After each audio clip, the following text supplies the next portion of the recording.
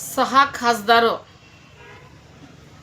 ह्यांनी स्वतःला विकलेले आणि ती चर्चा आहे आता कुणी कसं बजेट दिलंय, कुणी कुठल्या प्लेनमध्ये नेऊन दिलंय ह्याला. हे सगळं झालं. हे 6 खासदार हे जे आहेत ना, तर मतदारांचा कौल त्यांनी नाकारत, त्यांच्या जनहिताचा भावनाचा त्यांनी अनादर करत त्यांनी स्वतःला राजकारणातला वेश्या व्यवसाय करण्यासाठी स्वतःलाच विकले. वेश्या व्यवसाय करणाऱ्या महिला फक्त बदनाम आहे. तर हे वेश्या व्यवसाय करणाऱ्या स्त्रियांपेक्षा एवढे दलाल आणि हरामखोर आहेत. तर हे 6 खासदार काय म्हणले, जाताना आम्हाला केंद्र सरकार फंड देत नाही, जनतेचे कामं होत नाहीत आणि त्याच्यामुळे आम्हाला जावं लागतंय. आणि त्याच्या पाठीमागं काय लुंगे चुंगे दे पाजून बिजून आणलेले आहेत का कार्यकर्ते 2-4 असे लोक. ते म्हणतात मग साहेब तिकडे गेले तर मग साहेबाला फंड मिळण्याचं काम करते. तर हे कसे खोटं बोलतात हरामखोर ते बघा. ह्याला कसा मिळालाय निधी, काय म्हणतात, नागेश पाटील नावाचा खासदार जो आहे त्याला मिळाला 19 करोड रुपये त्याला मिळालेत. त्यानं खर्च केलेत फक्त 5 करोड रुपये. तो दुसरा आणखीन कोण आहे, वाघ चौरे नावाचा खासदार, त्याला 14 कोटी मिळाले, त्यानं 31 लाख खर्च केलेत. सगळ्यात म्हणजे ओमप्रकाश निंबाळकर हा तर माणूस मस्तकात पार डोक्यात गेलाय. ह्याचं नाव ओमप्रकाश आहे आणि हा स्वतःला ओमराजे स्वतःला समजतोय. हा हलकट माणूस आहे. ह्यानं त्याच्या नावापुढचं राजे काढून टाकलं पाहिजे. ह्यानं ह्याच्या मागं किती पैशाला मिळाले तर आणि ह्यानं खर्च किती केलेत बघा.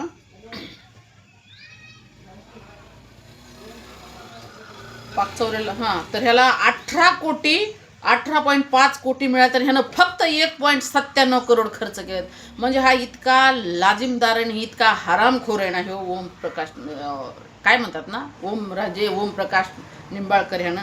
पुन्हा याच्यात संजय जाधव याला 14 कोटी मिळाले. तर किती 14 कोटी ह्यानं खर्च केलेत, किती 3.8 करोड, म्हणजे 30% ह्यानं खर्च केला आहे. 100% ह्यांनी कुणीही पैसा खर्च केलेला नाही, केंद्र सरकारने ह्यांना दिलेला आहे. याच्यामध्ये दुसरा कोणी आणखीन बघा, संजय देशमुख ह्याला 18.6 कोटी मिळत, ह्यानं फक्त 1.42 लाख करोड रुपये खर्च केलेत, म्हणजे 7% ह्यानं खर्च केला. आणि हे काय म्हणतात, आम्हाला मिळत नव्हता निधी.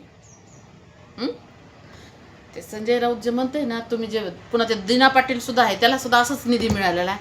ते संजय राऊत म्हणतात ना, ह्यांच्या बोच्यामध्ये जे बंदुकी दाखवायलेत का, तर त्या बंदुकीत ह्यांच्या डुंगणात घाला. ते संजय राऊत म्हणते ते बरोबरच आहे. आणि ते भोसडीचे ते बरोबरच आहे.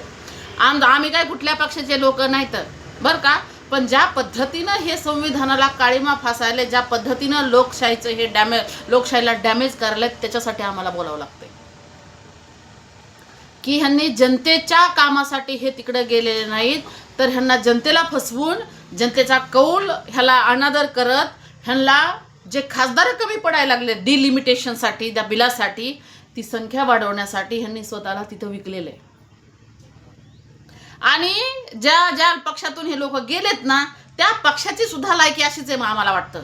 कारण का, ह्यांच्या माई, ह्यांच्या सासा, ह्यांच्या लेकी, ह्यांच्या बहिणी, ह्यांचे बाप, ह्यांचे आजे सगळे इथून तिथून राजकारणात आहे. आणि पुन्हा तेच निष्ठा दाखवते तर कायनू बायनू होतंय. तर हे ह्यांचं पिढ्यानं पिढ्यांचं राजकारण आहे. हे दुसऱ्या लोकांना हे लोक संधी देत नाहीत. आता विधान परिषदेचं सुद्धा काय झालंय माहिती आहे का, वंचितचे सुद्धा म्हणजे दलित लोक जे आहेत त्यांचे सुद्धा उमेदवार होते, पण तिकडे ह्यांनी मत नाही केलं. बरोबर आपल्या जाती धर्माच्या लोकांना ह्यांनी विरोधक जरी असलं तर ते आपल्याच्या म्हणून तिकडं मतदान केलेत ह्यांनी. आणि मग ती महायुती असं नाही तर कोणतं आणखीन कोणतं सत्ताधारी असते, ह्यांनी बरोबर आपापले माणसं तिथं मांडलीत नेऊन. आणि म्हणून ह्या गोष्टी घडत्यात. तर सांगायचा मुद्दा ह्यो आहे की जे 6 खासदार जे त्याला गद्दार बिद्दार म्हणायला लागलेत ना, तर ते गद्दाराच्या पलीकडची त्यांची लायकी आहे. त्यांचं तोंड बघायचं होतं, अशा हात वर करताना त्यांचे तोंड कसे होते. तर त्यांनी स्वतःला विकलेले आणि त्याचे पैसे पण त्यांनी घेतलेले, त्यांना प्लेनमधून पैसे दिलेले आहेत म्हणा. आता आम्ही काही बोलायला जावं तर म्हणते तर पुन्हा आम्ही तुम्हाला बंदुकी घेऊन जातो, कुणी दारात या फलन आहे. फक्त आता काय माहिती आहे का, की एवढं CBI, ED, न्यायव्यवस्था हे सगळ्यांच्या बटीक लोक आहेत. त्याच्यामुळं सामान्य जनतेला काहीही करता येत नाही सध्याच्या ह्याच्यामध्ये. काय होईल तरुणाच्या ह्याच्यामध्ये काय ते आता होईल. पण मात्र सध्या तरी डिलिमिटेशनचं बिल आणण्यासाठी आणि जे संख्याबळ लागते खासदारांचं ते त्यांना पूर्ण करण्यासाठी यांनी स्वतःला विकलेले. बघा तुम्ही, गावाची कामं, गावाचा विकास करण्यासाठीची कामं करण्यासाठी यांच्याकडे फंड नसतो, पण आमदार खासदार फोडायला ह्यांच्याकडे केवढा फंड येतो. हा फंड येतोय कुठून, कोण देतंय? म्हणजे बहुतांश जनतेच्या विरोधात जाऊन जर खासदार मग अशा पद्धतीनं जर स्वतःला विक्री करत असते आणि पुन्हा खोटं बोलत असते की आम्हाला फंड दिला जात नव्हता आणि जनतेच्या कामासाठी आम्हाला तिथं जायचं होतं म्हणून आम्ही गेलो, मग जनतेसाठी जो केंद्र सरकारनं जो फंड दिलाय त्या फंडाचा तर वापर ह्यांनी 7% 30% असाच केलेला आहे. 100% फंडच खर्च केला नाही, ह्यांनी जनतेचे कामच केले नाहीत. बरं, आता पुढे जाऊन हे म्हणतात ना की आम्ही आता ह्याच्यासाठी गेलो, तर सरकारने ह्यांना जो फंड दिलेला आहे तर जे मतदार लोक आहेत, ज्या ज्या मतदारसंघातले खासदार गेलेत त्यांच्या पाठीमागं हातपाय धुवून लागलं पाहिजे की हे गुत्तेदाराला जगवायलेत का हे स्वतः जगायलेत का हे मतदाराचं काम करायला लागलेत. जोपर्यंत ह्या कामात जनता हे मतदार लोक घुसत नाहीत तोपर्यंत हे नीट होत नाही. ह्यांना पळता भुई थोडी केली पाहिजे. सांगायचं तात्पर्य, सांगायचा मुद्दा हा आहे की गेलेले खासदार हे केंद्र सरकारनं त्यांना फंड दिला नाही म्हणून ते गेले नाहीत, तर त्यांना दिलेला फंड त्यांनी वेळेत खर्चही केला नाही आणि त्यांनी स्वतःला विकलेलं आहे म्हणून ते गेलेले आहेत.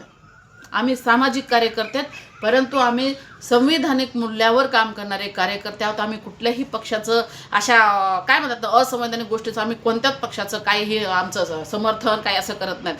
पण मात्र ज्या पद्धतीनं सध्याची लोकशाहीला हादरे बसत आहेत ना, त्याच्यावरती आम्ही एक नागरिक म्हणून, एक कार्यकर्ते म्हणून आम्ही बोलत आहोत.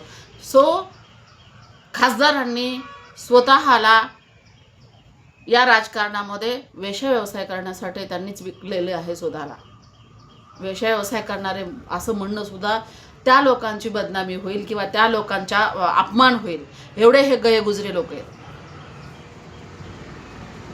ते एवढंच सांगायचंय की ते फंड दिला नाही सरकारनं म्हणून ते गेले नाहीत.